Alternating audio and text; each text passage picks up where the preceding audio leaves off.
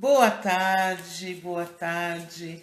Sejam muito bem-vindos à nossa live A São Paulo que podemos ter. E o assunto de hoje é um assunto extremamente interessante e ao mesmo tempo polêmico.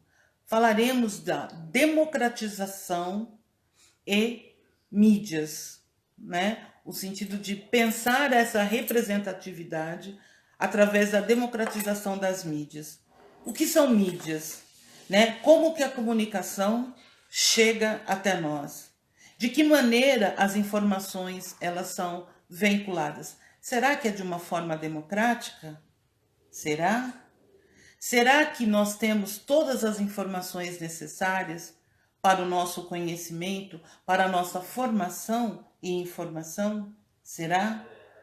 Será que conseguimos a todo instante estar informado de tudo o que acontece no mundo? Ou as informações elas chegam de acordo com os interesses de outros?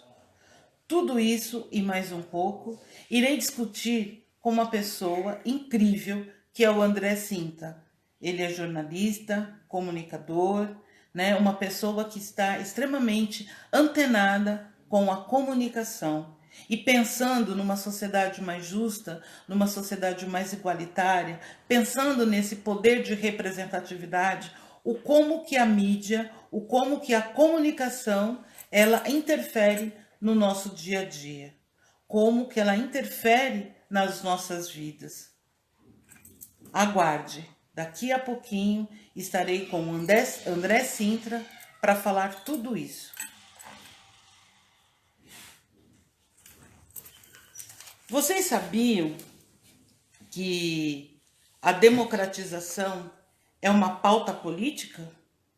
É, realmente. A democratização, ela é uma pauta política. E como nós estamos num período, né, de pré-eleições, precisamos discutir isso com os nossos parlamentares, com os nossos deputados estaduais, com os nossos deputados federais e com os futuros vereadores da cidade de São Paulo e também com os nossos futuros prefeitos. Como eles pensam a democratização da mídia para a população. É isso e mais um pouquinho que discutiremos daqui a pouco com André Sintra. Aguardem.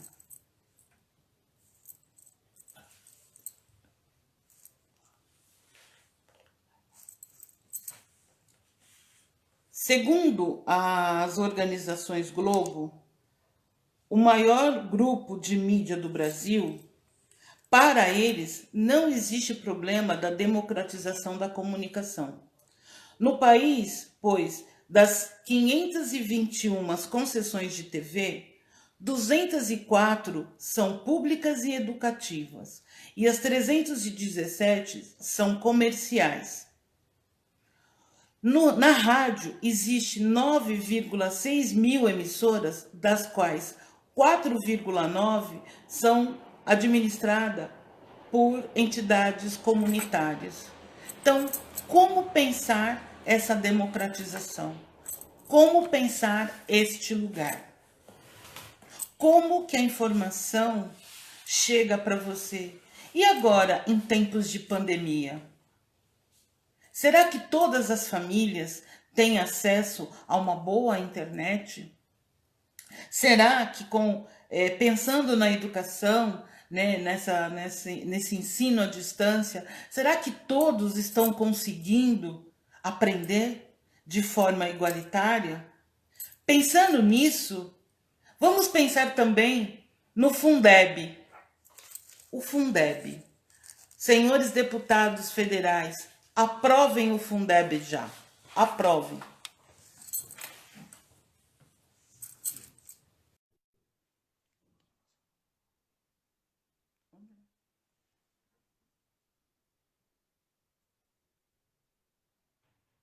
Boa tarde, professora Célia. Muito obrigado por estar aqui assistindo. Boa tarde, André. Olá, tudo jóia? Eu estou muito feliz. E você?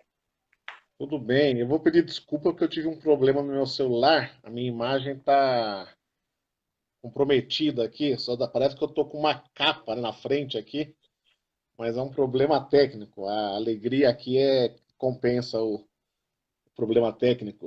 Vamos lá. Com Como é que você está? certeza, Tudo bem? com certeza, com certeza. Eu estava aqui já fazendo uma introdução, falando um pouco da nossa comunicação, dessa representatividade, e se as informações elas chegam de forma igualitária a todos. Então, é um pouco disso que nós vamos conversar, né, André? Sobre representatividade, democratização das mídias. Sim, talvez nós somos filhos de uma sociedade muito conservadora. Isso se manifesta em qualquer instituição da escola, né, a família. E na comunicação tem um problema, que o bloqueio para que a gente fure, né, essa bolha é muito difícil, é uma luta terrível. O Brasil, por incrível que pareça, tem uma das melhores constituições do mundo no que tange essa questão da comunicação. É uma constituição que eu diria quase perfeita, só que uma constituição não regulamentada, não sai do papel. Então, nós já temos os caminhos legais para conseguir garantir tanto a representatividade quanto a democratização. Falta esforço político agora, mobilização, né? Mas é uma luta longa, temos que dar curso a ela, não desanimar. Com certeza. E André, pensando um pouco nessa democratização, vamos contar um pouco para as pessoas que estão nos assistindo o que se entende por democratização das mídias. Olha, é um conceito, na verdade, amplo. Tem a ver com pelo menos três esferas. A primeira coisa é que nós temos no Brasil cinco ou seis famílias conhecidas de todo mundo, família Marinho, família Frias da Folha de São Paulo, são cinco ou seis, a família Silvio Santos, né, a Bravanel, que nem é das mais monopolizadoras em relação à concentração de veículos, mas são cinco ou seis famílias que dão as cartas, assim, que dominam muito não só da informação jornalística, mas do conteúdo dramatúrgico, a programação de filmes que passa. Graças ao governo Lula, nós tivemos um camarada nosso, que é o Manuel Rangel Nancini, aumentou a exigência de conteúdo nacional, sobretudo na TV a cabo. Isso ajudou a dar uma diversidade, a estimular a produção de filmes, séries nacionais. Agora, essas sete famílias, seis, sete famílias, continuam dificultando o que você saia de uma certa agenda econômica, agenda de costumes. As pessoas ficam, às vezes, observando essas brigas entre Globo e Record. É claro que em uma coisa é melhor isso, outra é melhor aquilo, tal, mas é uma briga do andar de cima. É uma briga que não impacta no andar de baixo. Então, assim, a primeira coisa a democratizar é você quebrar o monopólio da mídia. Nós já temos isso previsto na Constituição. É o artigo 220 que proíbe isso rigorosamente. Claro que no texto, no papel. Nos Estados Unidos, vamos pegar uma emissora de TV bem conhecida, a CNN, que acabou de chegar ao Brasil. A Uhum. CNN está proibida de ter um veículo impresso.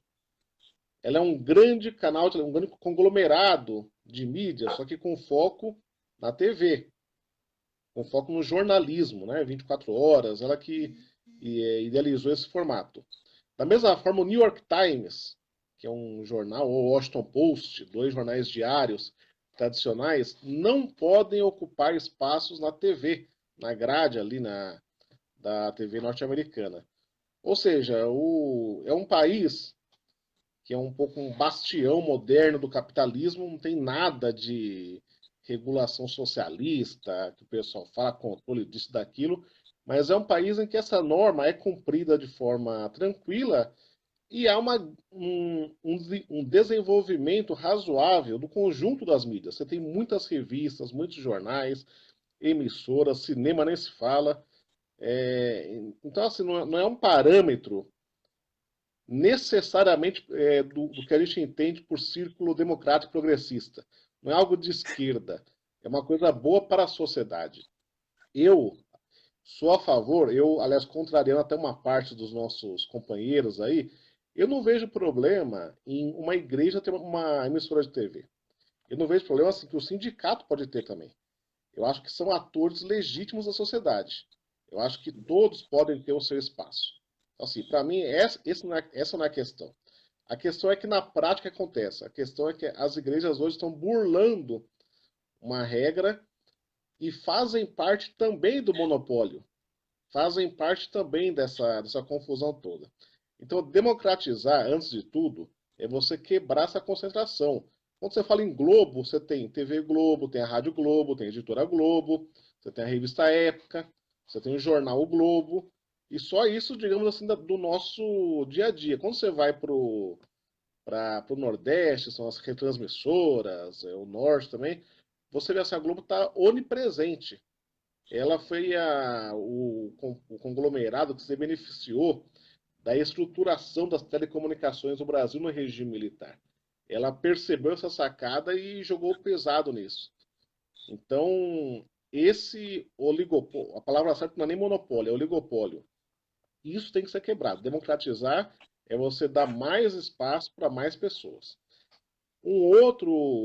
A outra forma de democratizar é um pouco o tema da nossa conversa, é um pouco a diversidade, a representação. Você tem uma pauta, em primeiro lugar, monolítica. Você não vai ver uma emissora de TV criticar o Paulo Guedes, por exemplo, como se a gestão dele fosse boa para os brasileiros, para os desempregados, para as famílias pobres. Parece que é uma figura, é um papa da área econômica. Então, a agenda econômica e, em parte, política, ela tende a ser muito parecida. Você tem uma consideração de agenda. Só que isso acaba invadindo também esferas dramatúrgicas, o esporte. Você tem que democratizar o acesso de pessoas do Nordeste, de negros, de mais mulheres. Existe uma certa fantasia. Por exemplo, a questão das mulheres no jornalismo. Eu sou jornalista. Quando eu me formei, naquela época, as mulheres começaram a ser maioria no jornalismo. Tinha mais formadas, tinha mais mulheres registradas do que homens, que é um fenômeno interessante. Nos anos 70, era 5, 6 homens para uma mulher na área. Então as mulheres começaram a ser maioria nessa área. E as pessoas entendem que o jornalismo, em geral, apenas a face visível, apenas aquilo que aparece na frente da câmera.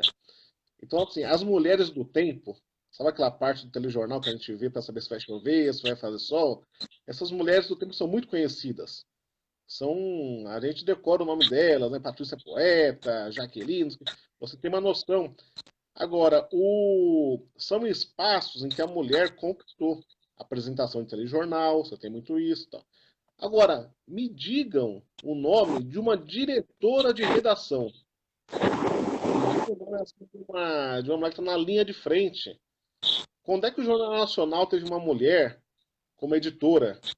Já que eles falam tanto nessa questão de mulheres. Pega mesmo o esporte. Tem uma parte do esporte que é a parte jornalística, que é a cobertura esportiva. Fala o nome de uma narradora esportiva, entendeu? Que cobre ali qualquer evento relevante na emissora, na Globo, qualquer uma. Então existe uma certa impressão falsa de que as mulheres ocuparam de forma proporcional e harmoniosa o espaço, digamos assim, mais ou menos igual da sociedade. Como a mulher é um pouco mais da metade, parece que quando você vê muita repórter mulher, parece que elas estão, às vezes, até em maioria, mas não nos postos de comando. Então tem uma questão aí que é relevante. Democratizar também é você dar esse espaço, abrir. Onde você viu locutor negro? Eu não consigo me lembrar de cabeça de nenhum. Não tem. Entendeu? Então essa questão, assim, democratizar um pouco você dá espaço também em postos de comando. E a questão de pauta. Você deve lembrar que há 2 anos teve uma novela, Segundo o Sol, na Globo, que falava da Bahia, mas era uma Bahia meio Branca. heterodoxa, assim, né? Toda branca. Parecia um outro estado, entendeu? E é uma coisa complicada, porque assim, a Globo não precisa passar por esse constrangimento. Não é uma coisa assim, olha, vamos fazer uma Bahia mais branca e ninguém vai reparar, entendeu? É um absurdo, é um desrespeito, entendeu? O estado mais negro do Brasil, você faz uma novela que, em tese, homenageia o estado, que, em tese, vai valorizar a cultura local, mas você enche de um outro tipo de uma representação distinta do que é. E não é nem desrespeito com os artistas brancos, mas é uma questão que você está falseando essa representação. Então, democratizar é tudo isso, é você dar espaço, agora isso no campo da produção e no campo do acesso também, né? Internet, por exemplo, você está fazendo uma live aqui comigo. Tem lugar de São Paulo que as pessoas não vão conseguir ver essa live.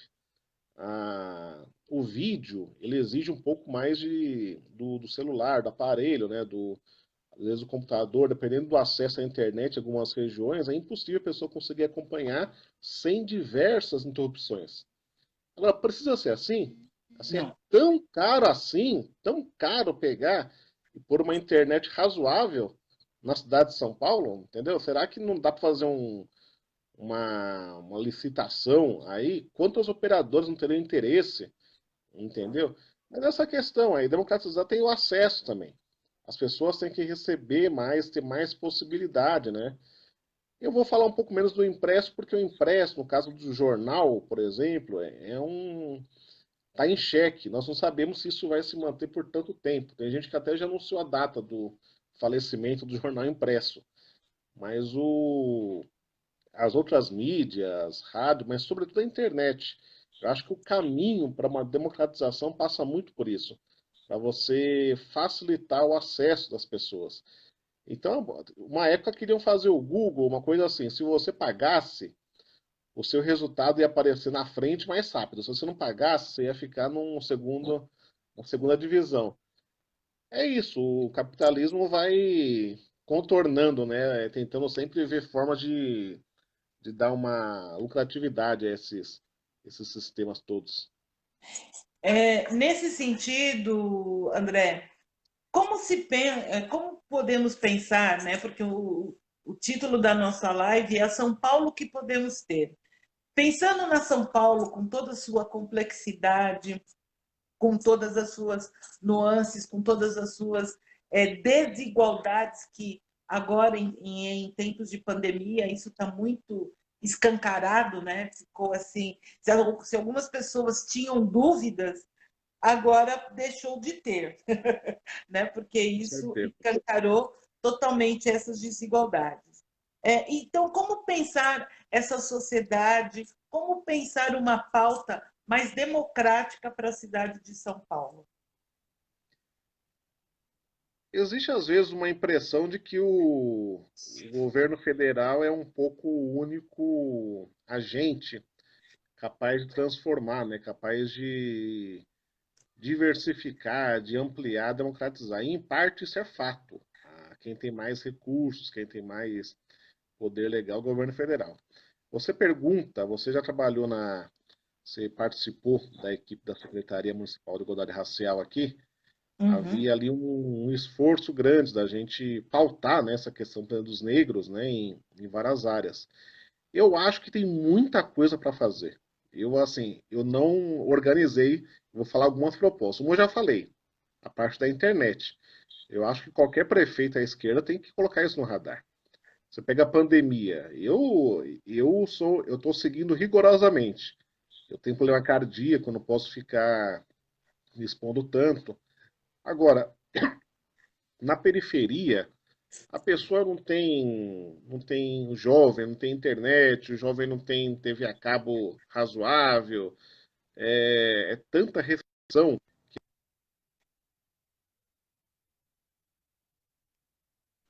Pausou, pausou aqui. Então, a pessoa às vezes vê essa questão de sair de casa como uma espécie de único refúgio minimamente consequente para sobreviver a essa pressão da pandemia. Agora, uma boa internet em casa, ele pode falar com todos os amigos, ele pode jogar, pode ver filme, pode ampliar o repertório dele, pode fazer muita coisa. Então, internet gratuita, uma velocidade razoável, não é porque é gratuita que tem que ser meia boca. Tem que ser uma internet de razoável qualidade, com parâmetros mínimos aí para garantir que todos tenham esse acesso. A outra coisa é o apoio aos veículos que atendem mais é, as periferias, as comunidades. Tem dois, um são os jornais de bairro. Tem jornal de bairro, Nair, que tem 30 mil exemplares de tiragem. Em geral são semanais ou quinzenais. 30 mil. A Folha de São Paulo não faz 30 mil em nenhum bairro da cidade. Isso quer dizer o quê? Que esse jornal de bairro é o veículo que mais circula nesse bairro.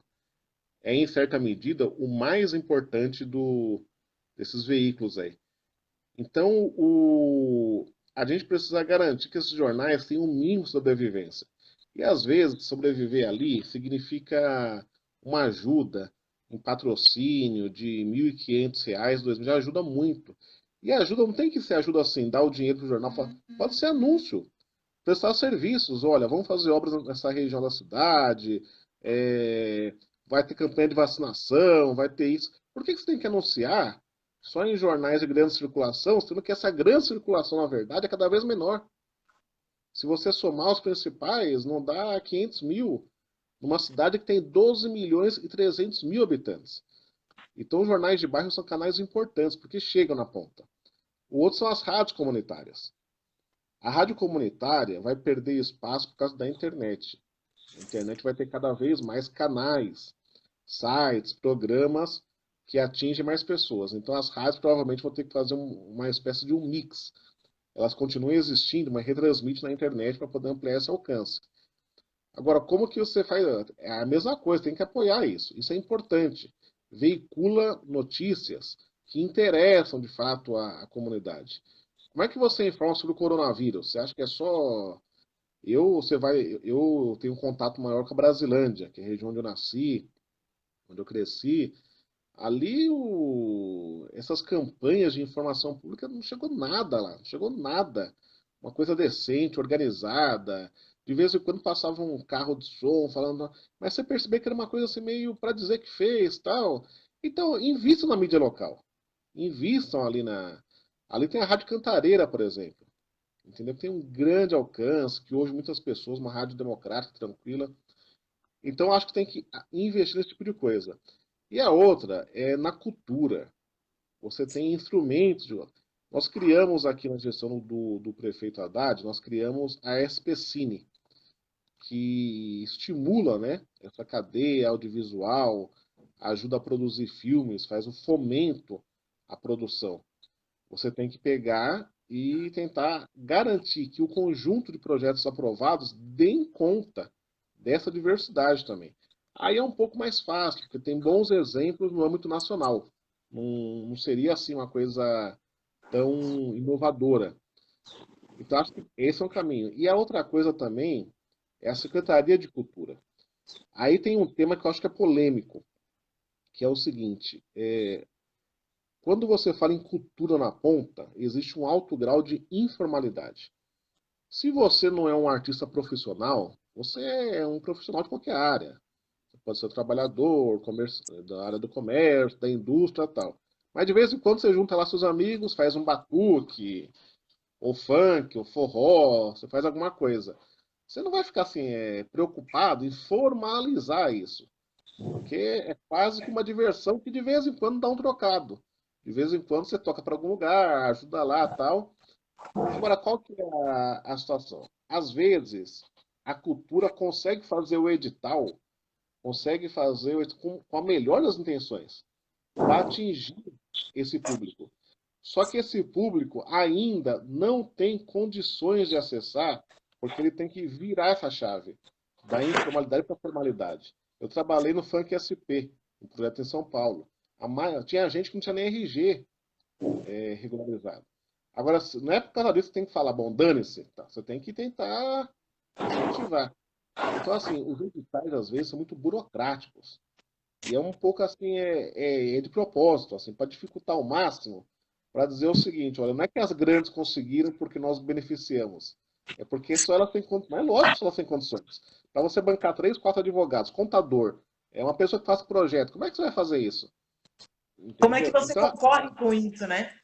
exatamente. Então, assim, a cultura, ela tem que ser um agente também de quase que de uma certa capacitação, entendeu? Dessa moçada que produz cultura. Eu estou dizendo mais da música, mas qualquer área. Sim, Cinema. Uma pessoa que faz teatro no céu de São Paulo. Até ela saber, assim, todos os caminhos burocráticos para acessar, assim, é uma outra realidade. Até porque os céus só existem, em geral, em áreas bem distantes, bem distanciadas, bem periféricas. E a outra coisa para democratizar, eu entrei na cultura, mas cultura tem muita linha com a mídia. Eu fugi um pouco da mídia, que era um pouco tema, é que a cultura tá, o X da questão mesmo. É como que a capacidade que você tem de promover essa diversidade, ela não pode ser pela metade. Tem um exemplo que eu dou, eu costumo usar, tinha dos pontos de cultura, que é um excelente projeto do Célio Turino, ajudou muita gente no Brasil todo. Tinha umas mulheres em Minas Gerais, eu não vou lembrar o nome, se era quebradora ou quebradeira de coco. Mas eram mulheres, assim, que há muito tempo pegavam coco e faziam um ritmo ali muito próprio, muito particular. Bom, só que aí de repente alguém inventou de transformar aquilo num ponto de cultura. Tá bom, tá certo. Agora, eu nem sei se elas reivindicavam isso, porque era uma cultura assim mais quase regionalizada. familiar. É uma roda assim, entendeu? Da comunidade. Aí inventaram, de repente, pessoas que às vezes não ganham um salário mínimo, de repente depositam R$ 100.000 na conta, que é o do projeto, para prestar conta se fez vídeo, se fez projeto, se fez filme, se fez aquilo. Deu um chabu isso daí, porque assim, elas nem mal gastaram, mas tinham dificuldade de prestar contas. Agora, qual que é o problema? Como é que você põe um dinheiro desse cheio de exigências para prestar contas na mão de que você não orientou, não deu os instrumentos para prestar contas? Então, democratizar é você ter um gesto realmente sincero. E isso vale para a mídia. Como é que você apoia a mídia local? Então não é assim, vou criar aqui um edital, só que a pessoa tem que tirar 2 certificados, tem que fazer mais isso, aí ela consegue ter um edital, eu vou apoiar isso. Bom, o que ela vai gastar, às vezes, já matou 2 ou 3 meses de patrocínio. Ela vai gastar para ter esse recurso. Então é fundamental a gente ter uma postura, querendo assim, meu, como é que eu faço para diminuir essas barreiras? Como é que a gente vai tirando do caminho isso? Então, assim, a da internet é mais fácil, é mais tranquilo. Basta você fazer uma licitação muito clara, quais são as demandas, tudo. Agora, essa parte que depende dos dois lados, a internet, quando tem o Wi-Fi, você se vira. Todo mundo que tem o Wi-Fi garantido se vira, acessa quando quer, não tem uma contrapartida, vamos dizer assim. Agora, no caso do apoio público formal, tem que ter a contrapartida, eu sou a favor que preste contas, obviamente. Agora, preste contas com apoio também. Acho que a cultura não pode falar, fiz minha parte, e nem a cultura, nem o governo em geral. Fiz minha parte, o outro aqui errou e ponto final, acabou a questão. Acho que é isso. Democratizar é você enxergar todas as etapas desse apoio, entendeu? Desde a demanda que é estabelecida até a forma como você organiza as informações, presta contas e continua no regularizado para fazer isso de novo, várias vezes, tal, até uma hora que você consegue se emancipar, entendeu? O que é um artista, vira um coletivo, o que é um cantor, já passa a ter uma equipe, tem um assessor de imprensa, tem um empresário.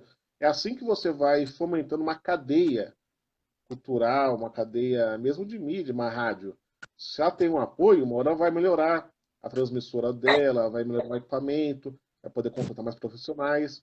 A economia da cultura e da comunicação é uma economia potente também, muito demandada. Então a gente tem que olhar para tudo isso. É como a gente faz as coisas, mas não impede, não cria empecilhos depois para que esse acesso seja tão traumático. Você havia comentado que você achava interessante nessa concessão que as igrejas, né, tivessem, por exemplo, os meios de comunicação, a TV, enfim. Isso se aplica também a todas as denominações religiosas, aos Não, terreiros, não, às sem dúvida. sinagogas, Claro, tudo. claro. Eu acho que eu não tenho a menor dúvida. Imagina o. Vou te dar um exemplo aqui. Eu não tenho religião, assim. Você pega o Espiritismo. O Brasil é o país onde essa religião mais teve inserção. Qual o problema de ter um veículo, entendeu? Que cumpra rigorosamente a Constituição, entendeu? Mas assim, tem um espaço para mostrar esse pensamento. Eu acho que o clube de futebol pode ter. Eu acho que o problema, assim, são a gente está tentando corrigir pela forma errada. Entendeu? Nós temos Perfeito. que abrir espaço. Não é. Então, assim, as igrejas, o mecanismo pelo qual elas chegaram à TV hoje está errado. Hoje elas estão burlando a lei. Entendeu? Assim, eu sou a favor que elas tenham acesso, só que assim, eu sou a favor, portanto, que a gente mude a Constituição e abra espaço para que instituições religiosas, políticas, comunitárias, sindicais, comunitárias, culturais, tudo isso tem espaço. E não é problema nenhum. Entende? Agora, qual que é o problema? Do jeito que está hoje, está irregular. Entendeu? Então, a minha impressão é que a gente tem que ter um olhar mais aberto. Eu acho que qualquer religião, matriz africana, pode ser religião mais oriental, qualquer uma, eu não vejo problema nenhum, entendeu? Se ela bancar, ela tudo, cumprir rigorosamente um certo campo ali de exigências, é claro que eu sou a favor, entendeu? E eu não sou religioso. É isso que estou dizendo assim, não é uma demanda que em causa própria Sim. ou mesmo o círculo de pessoas com quem eu convivo, acho que se habituou a essa ideia de que não deve ter religião na TV. Agora, eu não vejo. Acho que partidos podem ter programas de TV, não vejo problema nenhum. Entendeu? Acho que é um espaço para debate, para comunicação. Isso faz parte, então, de um. Você acha que nós temos. Porque a comunicação, né, ela tem um marco regulatório. Isso deve constar desse marco regulatório, na sua opinião, para que todos tenham os mesmos acessos, os mesmos direitos, porque nós sabemos que formação, informação e que conhecimento é poder e que poder transforma. E se esse poder está na mão, esse poder da comunicação está na mão de 4 ou 5 famílias, que acaba manipulando todo um processo, como regulamentar isso, né? Como reorganizar este processo? É uma pergunta, é uma provocação para você. Não, é que eu acho que, como eu te disse, a Constituição brasileira, ela é muito avançada. Então, assim, ela diz o seguinte: tem que ter emissora pública, pública é uma coisa, comunitária é outra. A Uhum. Constituição fala o seguinte: nós temos que ter espaço para emissora pública. Os governos têm que ter uma emissora assim, entendeu? Para poder mostrar conteúdo local, pra fazer tudo isso. A TV Cultura, agora não tanto, que deu uma estrambelhada, vamos dizer assim, mas a minha infância, uma referência da TV Cultura. Eu, como jornalista, um programa da cultura que eu sempre vi, que todo mundo conhece, é o Roda Viva, por exemplo. Então, assim, o Roda Viva é um formato criado numa TV pública. Qualquer emissora grande, entre aspas, privada, apesar de ser concessão pública, poderia ter feito isso. A Constituição fala em canais comunitários, canais ligados a entidades comunitárias. A Constituição fala que tem que ter diversidade e regionalidade. A emissora não pode ser a Bahia Branca, entendeu? Ela tem que dar conta do que é o Brasil. A Constituição fala que não é certo ter oligopólio, que não pode ter oligopólio. Então, eu mudaria o que, basicamente? Esse negócio da proibição, entendeu? Que eu comentei com você, de sindicatos não poderem ter sindicatos, igrejas, isso aí eu mudaria. E eu acho até que a gente poderia fazer um pacto com as igrejas, com as instituições religiosas, com qualquer religião. Podia conversar, vamos estar com esse debate? Vamos tentar pôr esse debate na roda. Agora, qual que é a questão? É como que você distribui melhor esses meios. Tem um caso na América Latina, na verdade na América Central, foi o caso da Guatemala. Ali houve um militar, o Jacobo, que assumiu um militar progressista, que nem o Hugo Chávez, e ele, quando assumiu pela via eleitoral e falou: vou democratizar aqui as instituições. Ele pegou os meios de comunicação, claro que na época muito mais, anos 50, né? Muito mais limitado que hoje, ele entregou na mão do movimento sindical. E passou um tempo, o movimento sindical devolveu, porque não sabia como usar aquilo. Então existem as duas coisas, a capacidade de oferta, mas esse esforço de você se especializar. Eu sou da esquerda, eu brinco com meus amigos, parece que é proibido você ser da área de exatas na esquerda. Cada vez menos você vê engenheiro, matemáticos, né? Tem um candidato do partido a vereador aqui que é formado em mestre em estatística pela USP. Falei, pô, isso aqui é um milagre da natureza. O cara escolheu o PCdoB. Você conhece que ele é negro também, lá da Zona Sul. Mas nós temos uma tradição de concentrar gente de humanas, gente que gosta de estudar as relações sociais, história, né, ciências sociais, filosofia, sociologia. Então a gente foi perdendo um pouco dessa expertise técnica com o tempo. E não foi sempre assim. A gente já teve de tudo no Partido Comunista, que é, digamos, a agremiação mais antiga, longeva da esquerda, né? O Partido Comunista é de 22. A gente sempre concentrou muita gente especializada, qualificada para fazer isso. Então a gente tem que fazer a nossa parte também. O marco regulatório é importante para permitir mais igualdade de competição, mais igualdade de condições. Exigências conversáveis, vamos dizer, não pode ser exigências massacrantes. A gente tem que ter rigor, mas não tem que ter sacanagem. Perfeito. Esse é um pouco o limítrofe da história. E acho que é isso. Vamos supor que hoje a gente ganhe uma TV. A esquerda se une e ganha uma concessão pública. Claro, alguma coisa vai sair. Vai sair coisa de qualidade. Agora, eu não sei se vai sair coisa no melhor padrão de qualidade possível.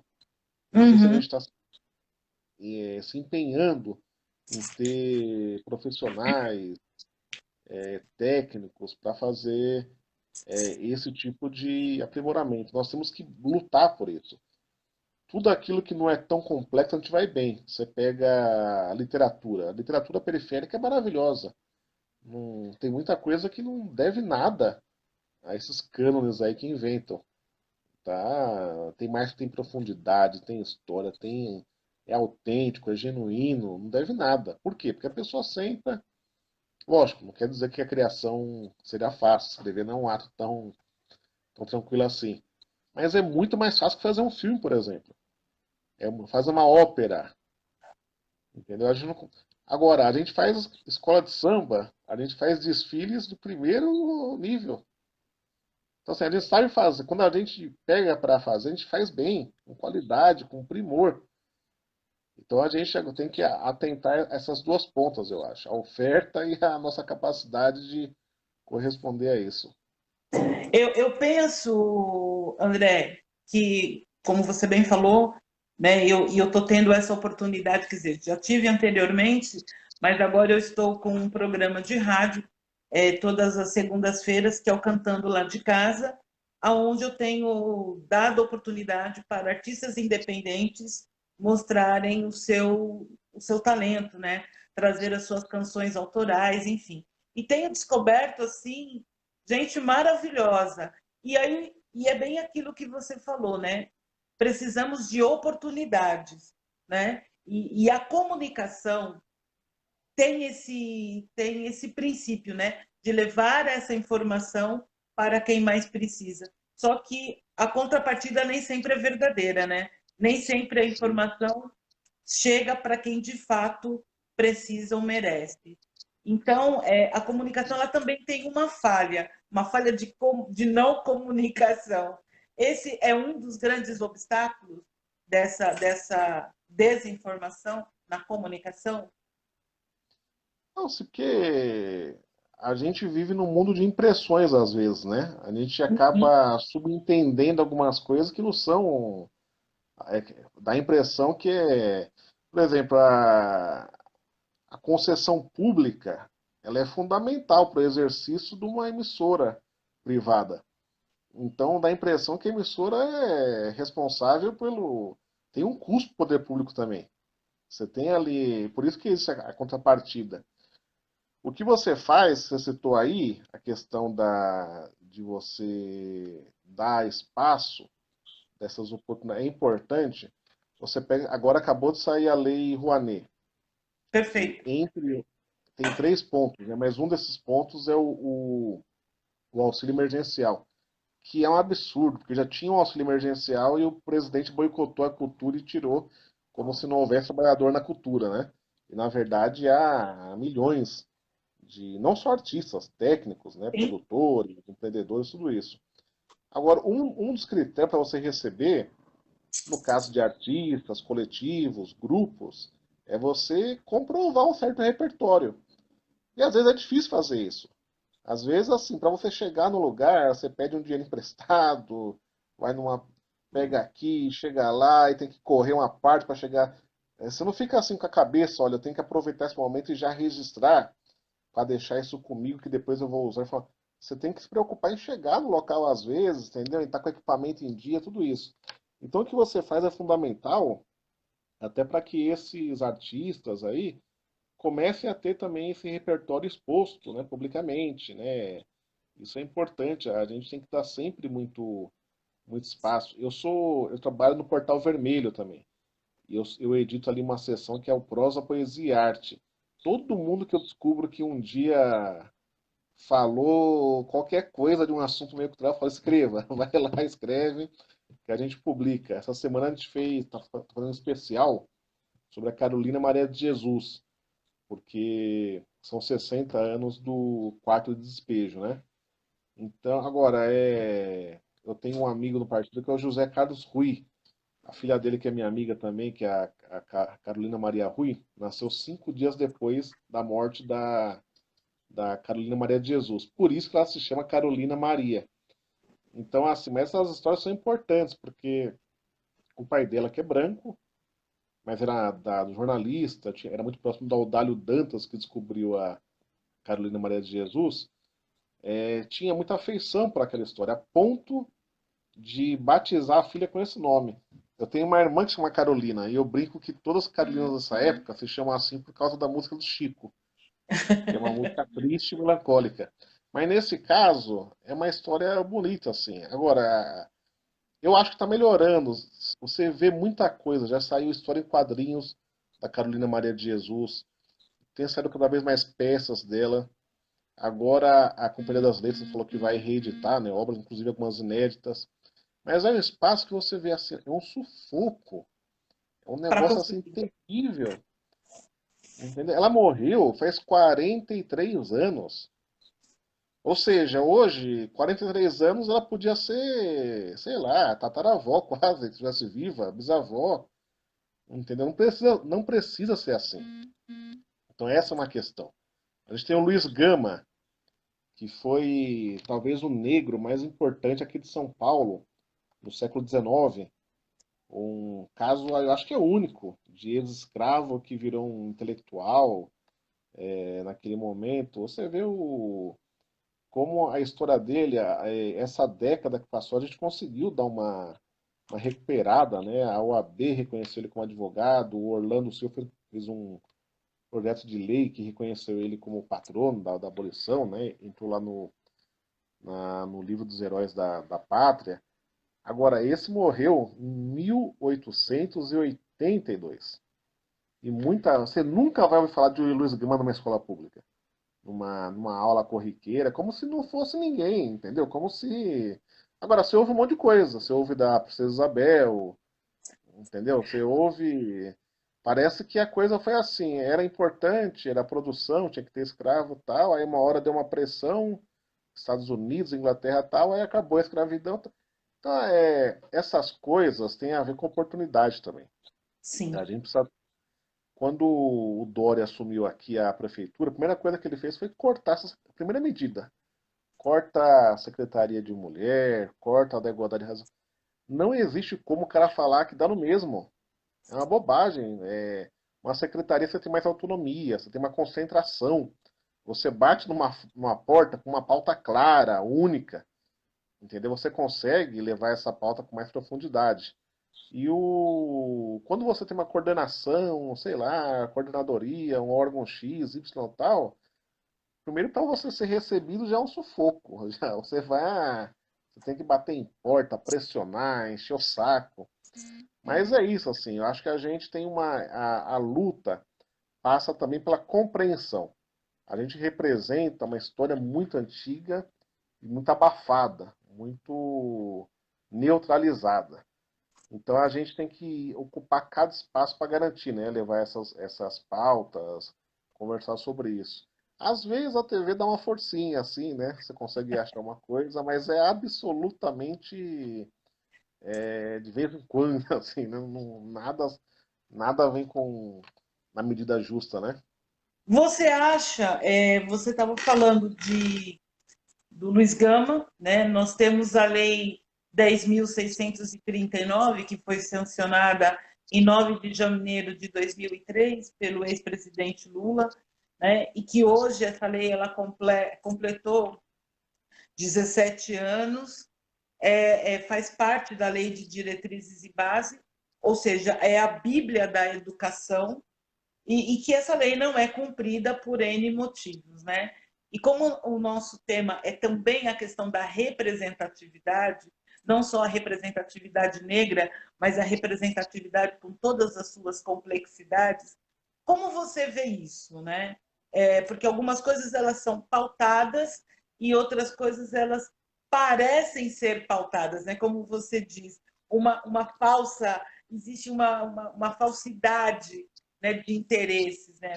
Ou eu acabo muitas vezes trabalhando a partir do meu interesse, a partir do meu olhar. Como você vê isso? Né? A gente tem o Estatuto da Igualdade Racial que prevê, você tem a Lei 10.639, você tem diretrizes que te norteiam, mas ainda a representatividade ela torna-se quase que esquecida. Como você vê esse momento? Eu acho que essa pauta tem a ver com outro assunto que é a política. Tem a ver um pouco assim. Você tem pouca mulher no parlamento, você tem pouco negro, trabalhador quase sindicalista cada vez menos. Você tem poucas pessoas oriundas de movimentos comunitários. Então essas pautas, qualquer pauta depende de pressão.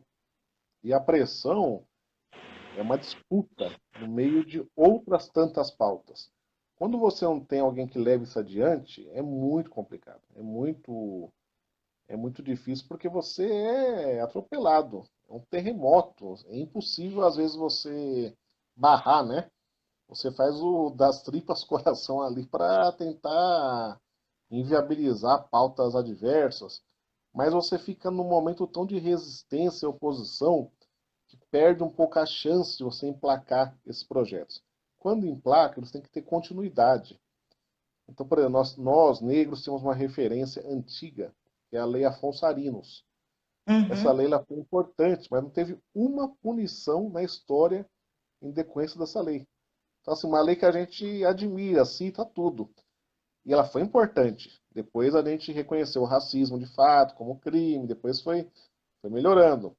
Agora, você não ela, a efetivação dela depende de prática, apoio, cultura, tudo isso.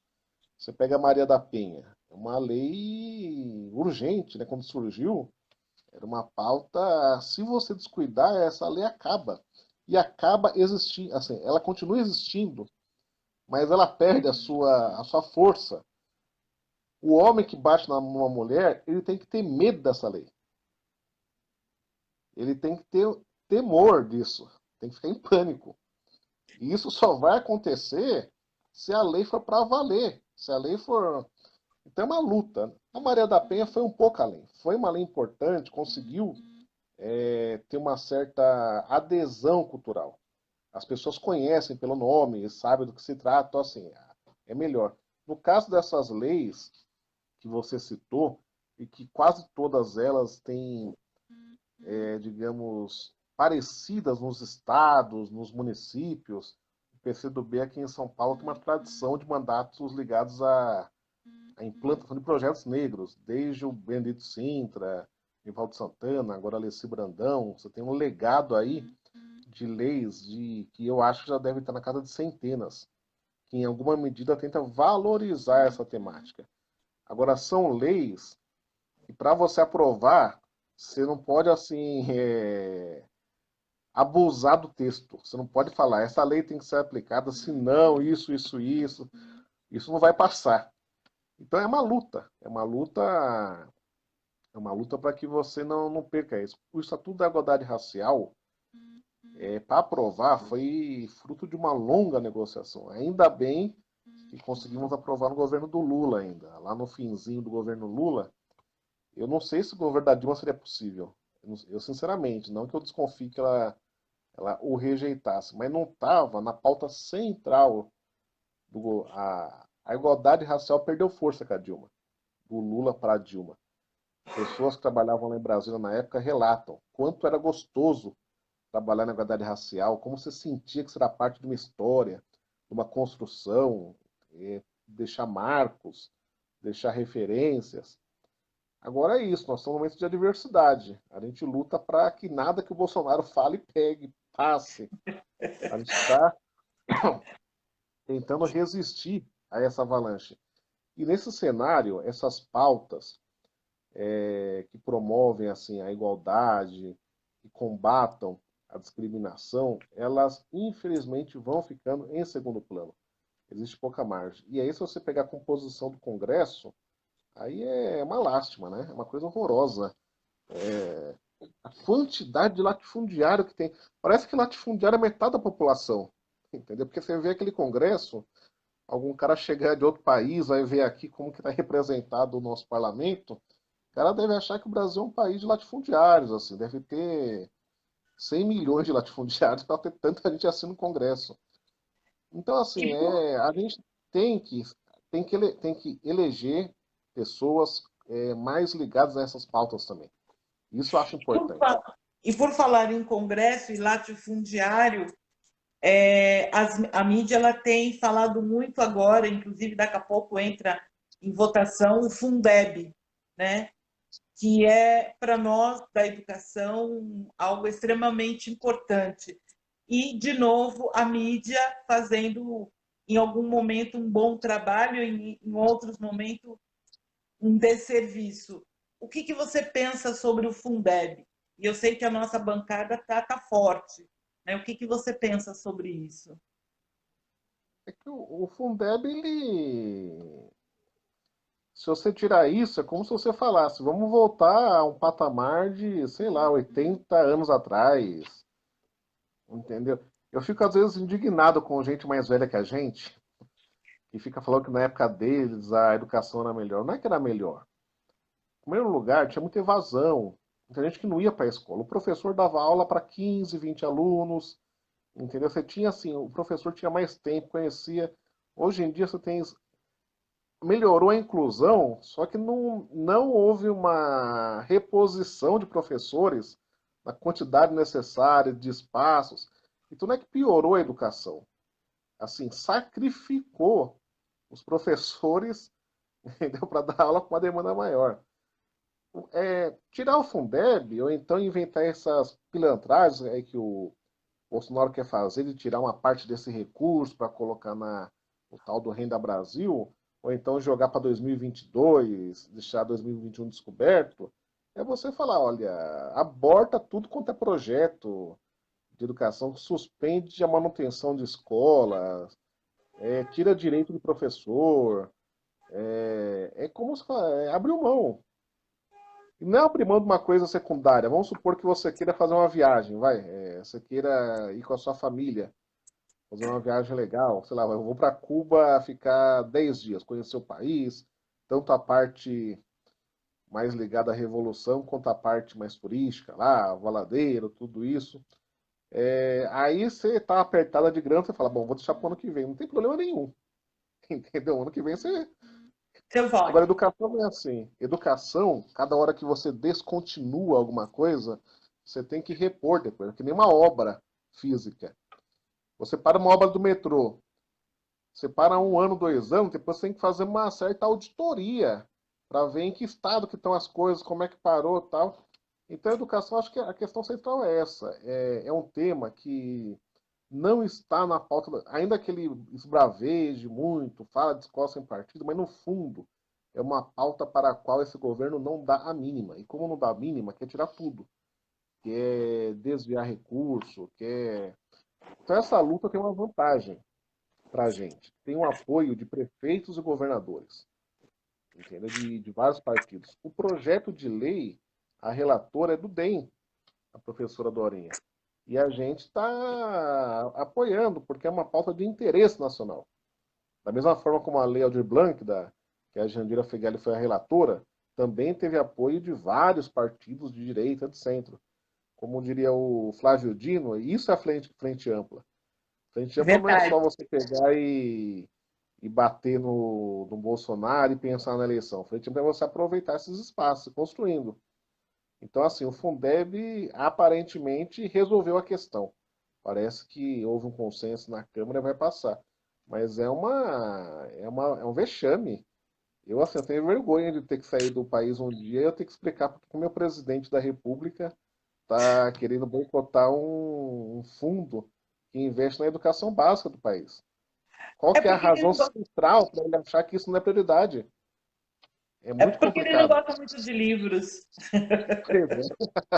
Ele gosta mais de figuras. Você acha que muitas vezes a mídia, né, e o setor de comunicação, ela faz um desserviço para a população? Isso aí diariamente. Aí tem muita. Em primeiro lugar, a pauta econômica. Parece que assim, a questão econômica, ela começa com detalhes que vão passando e ficam. Um exemplo, o orçamento do Brasil qual que é? Não é o orçamento que é dito na TV. Eles pegam e tiram a parte dos juros. O Brasil tem um orçamento geral da União que é da casa dos 5, 6 trilhões de reais. Mas eles divulgam 3, porque já descontaram a parte dos juros. Como quem diz, essa parte é intocável. Então, assim, o orçamento do Brasil para administrar previdência, saúde, educação, isso aqui tá, é uma parte do. Então você fica com uma impressão de que é aquilo mesmo. E é divulgado em tudo quanto é veículo. Isso passa uma ideia ruim. Porque esse dinheiro dos juros, eu não. Em primeiro lugar, o nome já diz, é juro. Então não é nem que é dívida.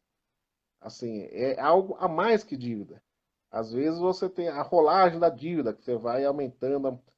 Qual que é a questão? Esse dinheiro, ele é inatacável, ele fica ali meio reservado os financistas, por exemplo. E são trilhões de reais. Qual que é a questão? Você tem gente que eu brigo muito com pauta demagógica, por exemplo, eu cortei 2 cargos do meu gabinete, eu devolvi uma parte do salário, e você fala isso como se fosse uma puta de uma revolução, mas se todo mundo fizer isso, se for pegar o percentual disso no orçamento, são muitas casas decimais, assim, 0,0000 algum por cento. Tem muito disso. Quando a mídia quer sacanear, o que ela faz?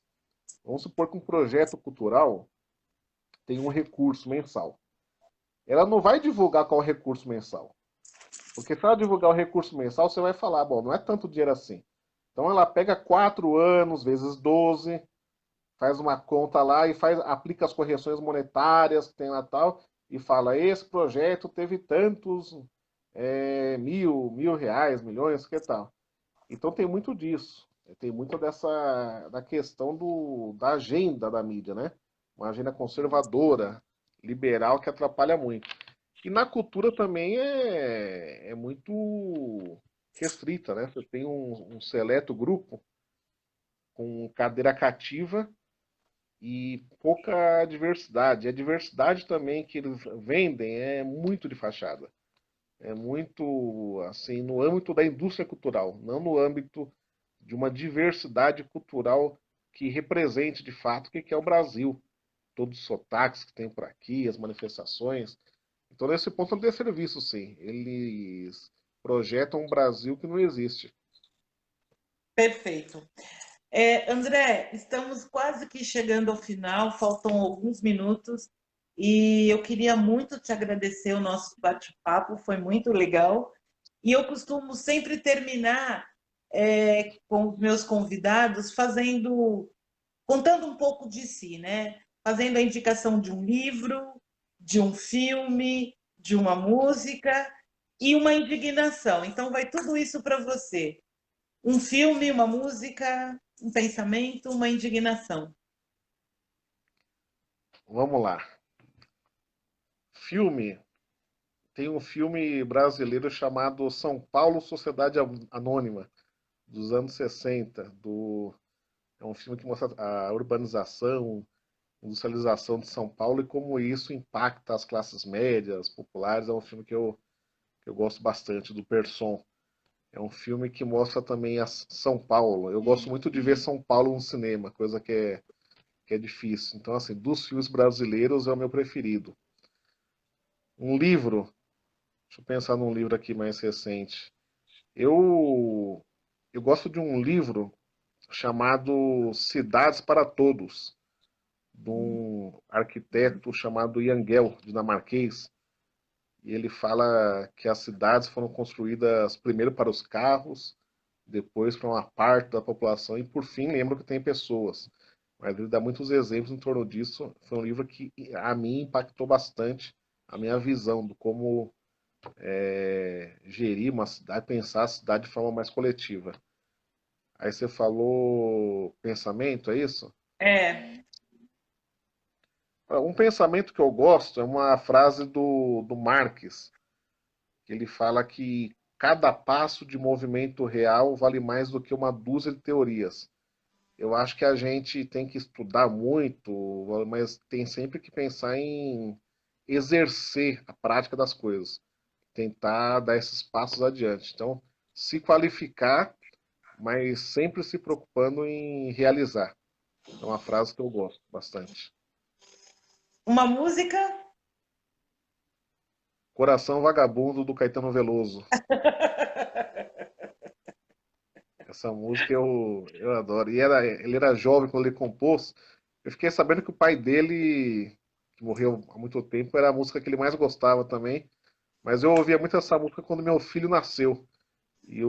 Tem uma frase no começo da música que ele fala do meu coração de criança, né, que não se cansa de ter esperança de um dia ser tudo o que quer. Eu gosto muito desse verso, acho bem interessante. E uma indignação. Uma indignação. É difícil escolher uma, na verdade, né? Mas eu vou polemizar aqui então. Não queria fazer isso, mas eu acho que a gente cometeu muitos erros. Não é que cometeu erros. A gente deixou de aproveitar o espaço que nós tivemos nos 13 anos lá na presidência da República no poder. Eu acho que a gente tem que valorizar esses espaços, refletir muito, pegar, ver o legado das coisas, não ver as pessoas apenas como consumidoras, mas como cidadãs também. Precisam pensar, precisam. A sociedade tem, não é evolução pessoal, é evolução coletiva. A evolução, acho que das comunidades.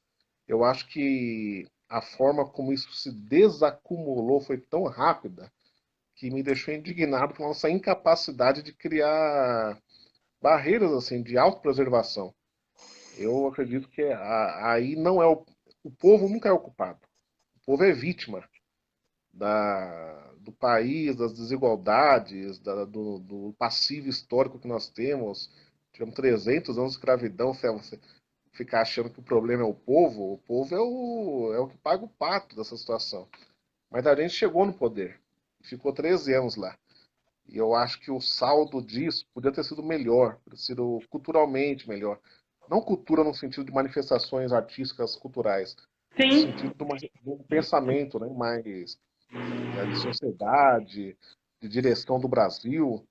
E eleger o Bolsonaro, eu acho que foi a prova viva de que a gente errou em algumas coisas que a gente tem que detectar onde foi. Claro que foi eleito com o apoio da mídia, das elites, tudo isso conta muito. Mas uma parte disso se deve a erros do nosso lado. Tá certo. André, minha gratidão a você, meu muito obrigada. Você sabe que eu tenho um carinho muito grande, especial por você. Você mora aqui. E obrigado por você compartilhar essa tarde comigo. Não, não, foi um prazer. Eu que agradeço aí pelo convite e parabéns aí pelo trabalho. Tudo que você fizer, estou aqui na torcida. Desejo muita sorte e sucesso. Obrigado para todos nós. Um beijo bem grande no seu coração. Tchau. Tchau, tchau. Beijo, até mais.